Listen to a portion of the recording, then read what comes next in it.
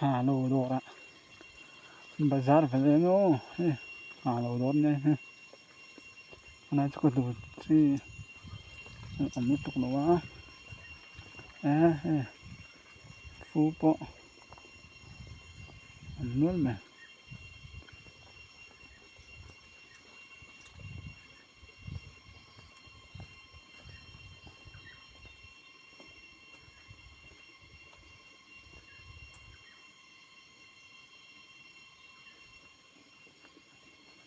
vài miếng bộ sống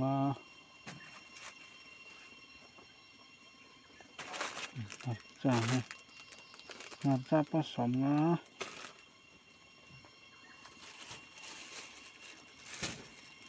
không hoa tôi vắt té về chú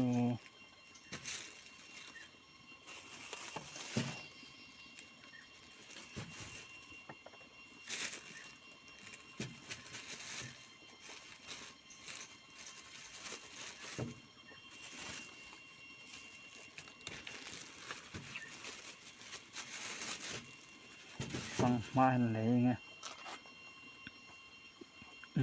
lô đốt nhá đào sâu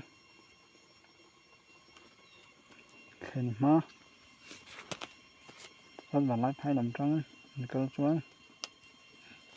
đào sâu khen má chồng lô đốt về trên đua hay làm bằng cơ trên tên ông chuối lô đốt đó nha mặt sát có là để đó nữa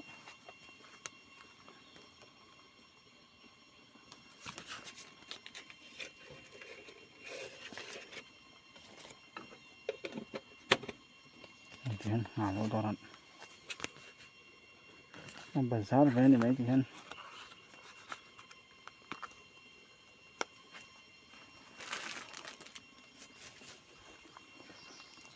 thì nắp bằng hen cả đồ chi các bậc hạt về này đây về này thuốc còn nắp bằng hen về ngoài hen về tên đó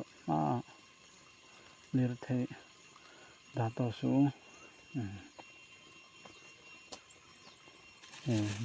nên bố bộ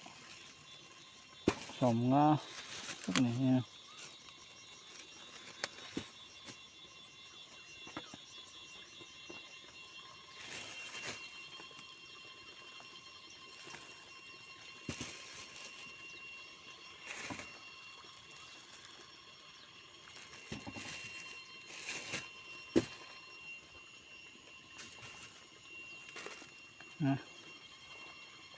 cái này về núi này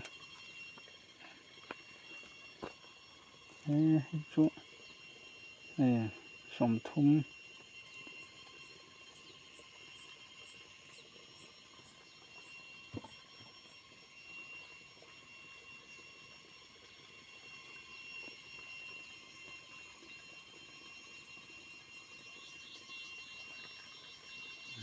thì rong khá này về anh đã quay thấy chú hấp bây giờ xe lô đồ bazar này ha tóc bây giờ xe tóc mãi lại về là nó tí hình ta ra ha quay mọ khóc mấy ha nó chết lo tao phát mèo sao nằm khô nó lòng sao phát bản lại phai